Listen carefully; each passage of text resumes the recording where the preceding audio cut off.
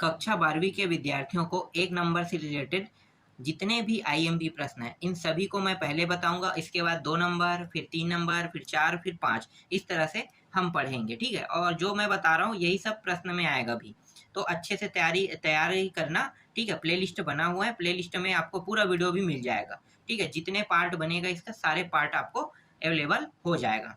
तो चलो दिखाता हूँ। तो अध्याय 14 से स्टार्ट करने वाले हैं, ये अंतिम पार्ट है इसका। तो परिस्थिति तंत्र, ठीक है, ये दिया हुआ टॉपिक। अब इससे आने वाले जो प्रश्न हैं उनको देख लेते हैं।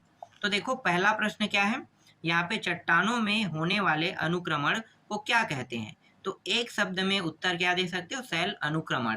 क्या कहते हैं, शैल अनुक्रमण कहते हैं। किन्हीं 2 अवसादी चक्रों के नाम लिखिए। पहला है फास्फोरस चक्र और दूसरा है सल्फर चक्र। तीसरा प्रश्न, सहजीवी नाइट्रोजन स्थिरीकरण किस जीवाणु के द्वारा होता है।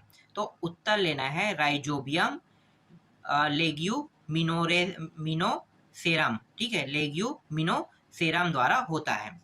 इसके बाद चौथा प्रश्न देखो, खेत एवं बाग किस पारिस्थितिक तंत्र के उदाहरण है। तो कृत्रिम लेना है, ठीक है, कृत्रिम पारिस्थितिक तंत्र के क्या है, उदाहरण है। प्रोफेसर आर मिश्रा द्वारा पारिस्थितिक तंत्र के समतुल्य दिए शब्द को लिखिए। तो इसे बोलते हैं इकोकोज्म कहते हैं। क्या कहते हैं, प्रोफेसर आर मिश्रा जो है ना, वो इकोकोज्म नाम के शब्द का क्या किया है, यहाँ पे समतुल्य शब्द दिए हैं।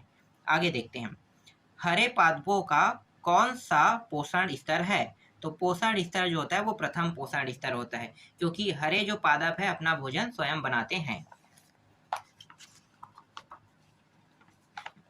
इसके बाद देखो सातवां प्रश्न।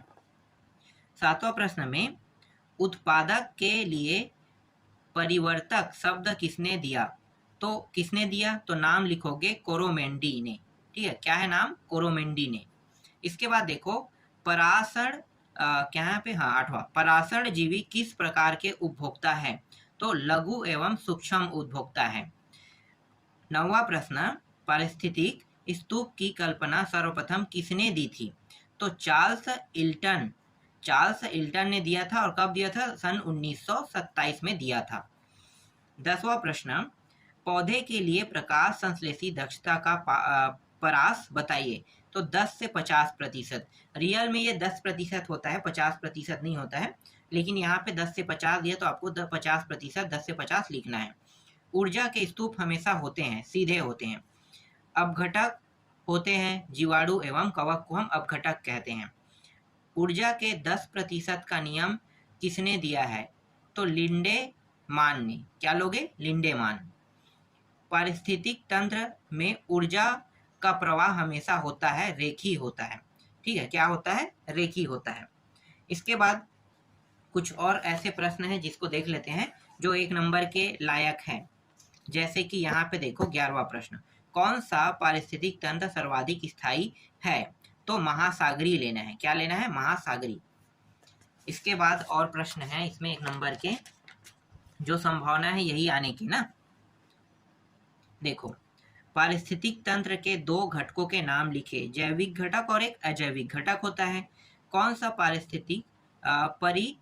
परिस्थितिक है, ये यहाँ पे लिखा दूसरी तरह से, पारिस्थितिक तंत्र तुलनात्मक रूप से कम स्थायी होता है। तो मरुस्थलीय पारिस्थितिक तंत्र लेना है उत्तर में। कौन सा पारिस्थितिक तंत्र सर्वाधिक स्तरीकरण प्रदर्शित करता है। तो जलीय परितंत्र। 15 है, बहुत सी खाद्य श्रृंखलाओं के पर जुड़ने के कारण निर्मित संरचना को क्या कहते हैं। तो खाद्य जाल कहते हैं। 16 है, पारिस्थितिकी किनके बीच का परस्पर संबंध है।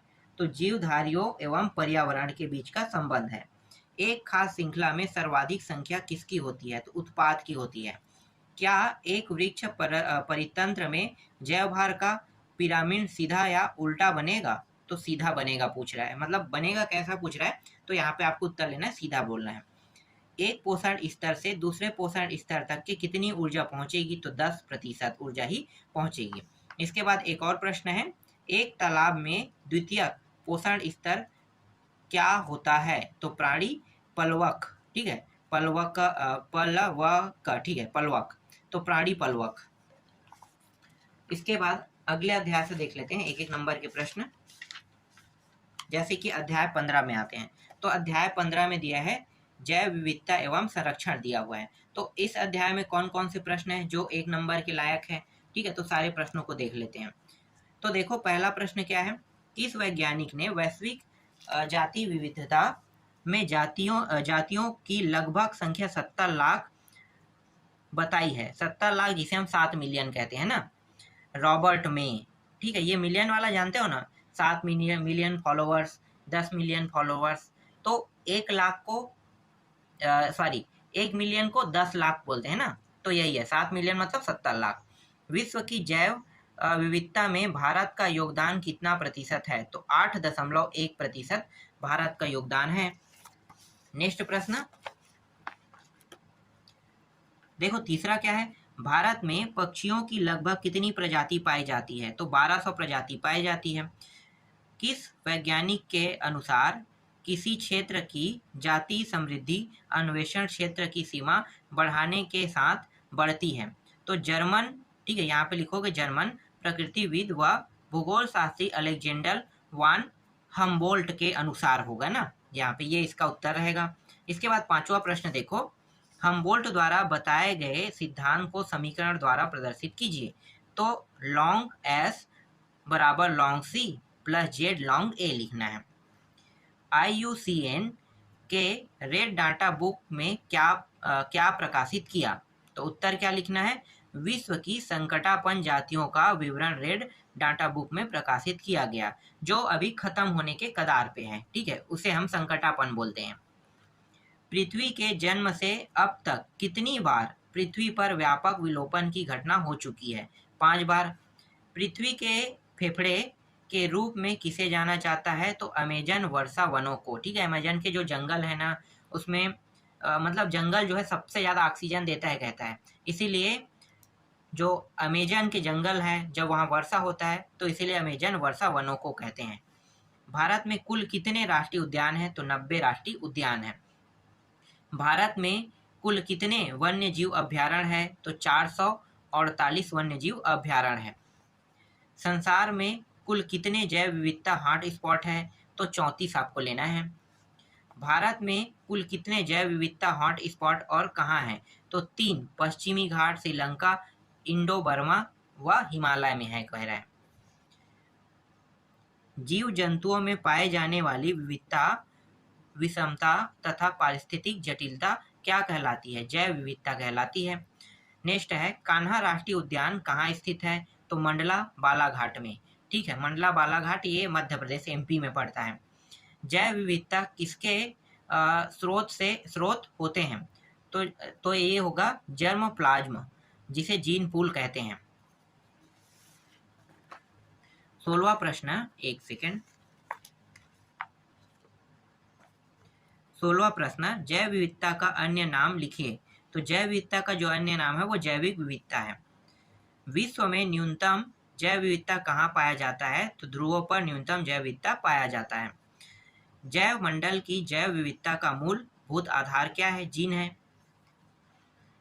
मेगागास्कर पेरिविंकलन पौधे से प्राप्त 2 कैंसर रोधी औषधियों के नाम लिखिए, तो एक तो है विनब्लास्टीन और दूसरा है विंक्रिस्टीन, ठीक है, विनब्लास्टीन और विंक्रिस्टीन है। किन्हीं 2 प्रांतों में पूजे जाने वाले पौधे के नाम लिखे, तो एक तो है राजस्थान में कदम्ब और उड़ीसा में आम के पेड़ को पूजे जाते हैं, मतलब भगवान माना जाता है मान लो। विश्व में सर्वाधिक जैव विविधता कहाँ होता है, तो ब्राजील में। विश्व पर्यावरण दिवस कब मनाया जाता है, तो विश्व पर्यावरण दिवस 5 जून को मनाया जाता है। भारत के किन्हीं 2 राष्ट्रीय उद्यानों के नाम बताइए, तो देखो बहुत सारे राष्ट्रीय उद्यान हैं, तो कोई भी 2 राष्ट्रीय उद्यान का नाम बता सकते हैं। जैसे कि हमारे छत्तीसगढ़ में 2 है, एक तो गुरु घासीदास राष्ट्रीय उद्यान, इंद्रावती राष्ट्रीय उद्यान और एक और है कांगेर घाटी राष्ट्रीय उद्यान, 3 है ना, तो तीनों को नाम आप बता सकते हो, जरूरी नहीं है कि यही आप राष्ट्रीय उद्यानों के नाम बताओ, ठीक है। और यहाँ पे बताया है राजाजी पार्क गिर राष्ट्रीय उद्यान को बताया इन्होंने। वन्य जीवों के संरक्षण से संबंधित किसी एक पुस्तक का नाम लिखिए, तो रेड डाटा बुक, ठीक है, संरक्षण के बारे में यहाँ पे जानकारी लिखा है। वनों की सघनता किसमें वृद्धि करती है। तो वनों की संघनता जो है जैव विविधता में वृद्धि करती है। भारत के 2 सघन जैव विविधता वाले क्षेत्रों के नाम लिखिए। एक मेघालय, अंडमान एवं निकोबार द्वीप। ये जो है द्वीप है, समूह है ना, अंडमान और निकोबार द्वीप जो है द्वीप है, और मेघालय राज्य है। एक ही जाति विशेष में मिलने वाली जीन की विभिन्नता क्या कहलाती है? अनुवांशिक विविधता। अनुवांशिक विविधता का मापन किस स्तर पर होता है? तो जीन स्तर पर होता है।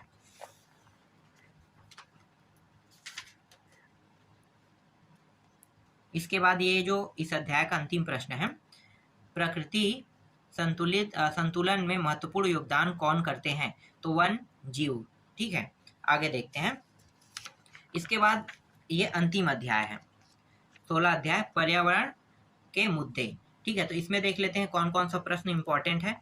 तो देखो पहला प्रश्न यहाँ पे, ग्लोबल वार्मिंग हेतु कौन सी गैसें उत्तरदायी है? तो एक तो सबसे ज्यादा जो है ना, ये कार्बन डाइऑक्साइड ही उत्तर में आएगा ना। कई बार प्रश्न पूछा जाता है तो आप लोग क्या करते हो, CFC को लगा दोगे, मेथेन को लगा दोगे। ठीक है, तो ये दोनों नहीं है, कार्बन डाइऑक्साइड है सबसे ज्यादा ना। कार्बन डाइऑक्साइड नुकसान करता है, तो कार्बन डाइऑक्साइड लोगे, उसके बाद मेथेन, उसके बाद CFC मतलब क्लोरोफ्लोरोकार्बन, और N2O, ठीक है, नाइट्रेट ऑक्साइड।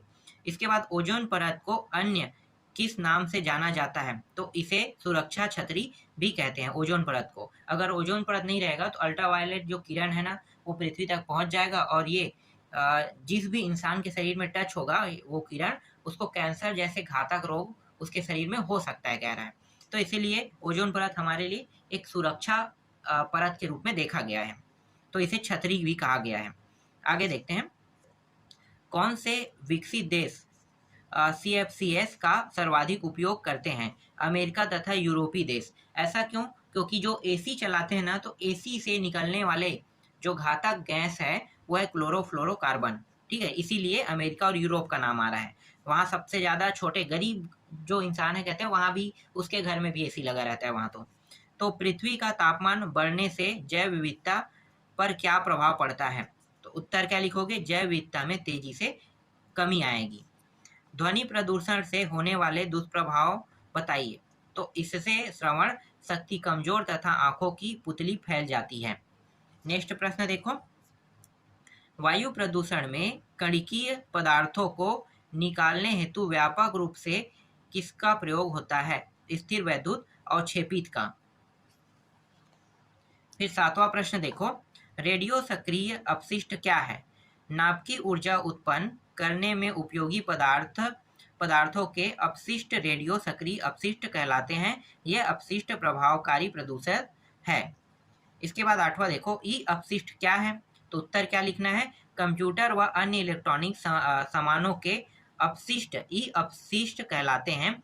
इसका पुनः चक्रण कर तांबा, सिलिकॉन जैसे उपयोगी पदार्थ प्राप्त किए जा सकते हैं। घरेलू मल में मुख्यतः क्या होता है? तो जैव निम्नीकरण कार्बनिक पदार्थ होते हैं। बंगाल का आंतक किसे कहा जाता है? तो जलकुंभी को। इसके बाद 11वां प्रश्न देखो, प्रदूषित जल से होने वाले 2 बीमारियों के नाम बताइए। एक तो पेचिस, टाइफाइड पीलिया। यह टाइफाइड पीलिया सबसे ज्यादा होता है। ठीक है, पेचिस तो बहुत कम होता है, लेकिन सबसे पहले जो होने वाला बीमारी है वो है टाइफाइड। उसके बाद दूसरा पीलिया। जब पानी खराब रहता है या गंदे पानी को पीते हैं तो पीलिया होगा या तो टाइफाइड होगा। फिर अगर ये दोनों नहीं होता है तब पेचिस होता है। पेचिस मतलब बार बार आपको लेटरिन जाना पड़ेगा, इसे हम पेचिस कहते हैं। CNG का पूरा नाम, तो CNG का पूरा नाम है संपीड़ित प्राकृतिक गैस। ठीक है, संपीड़ित प्राकृतिक गैस। 13वां प्रश्न देखो, वायुमंडल में ओजोन की मोटाई मापन की इकाई का नाम लिखे। तो डाप्सन इकाई कहते हैं। वायुमंडल के किस भाग में अच्छा ओजोन पाया जाता है? समताप मंडल में। क्लोरोफ्लोरोकार्बन का पूरा नाम, यहाँ पे देखो मैं ऐसे ही बोल दिया था, CFC को क्लोरोफ्लोरोकार्बन ही आ गया यहाँ पे ना, और यही इसका क्या है जवाब रहेगा। इसके अलावा 2 छोटे छोटे और प्रश्न हैं। देखो ये वाला प्रश्न है, कोई जलीय पादप का उदाहरण दो जो सुपोषी जलाशयों में अधिक वृद्धि कर परितंत्र गति को असंतुलित करता है। तो एक तो जलकुंभी है और दूसरा क्या है? जलकुंभी इसे बंगाल का आंतक भी कहते हैं। तो सिर्फ यहाँ पे एक ही दिया है, जलकुंभी। प्रदूषित जल से होने वाले रोग, जैसे मैंने अभी बताया टाइफाइड, पीलिया, ये वही प्रश्न है, तो उसको दोबारा आपको देखने की जरूरत नहीं है, ठीक है। तो इस तरह से 1 नंबर के जितने प्रश्न संभावना है आने के, वो सारे प्रश्नों को मैंने आपको बता दिया। इसके बाद 2-2 नंबर के जितने भी प्रश्न रहेगा उन सबको मैं बताऊंगा।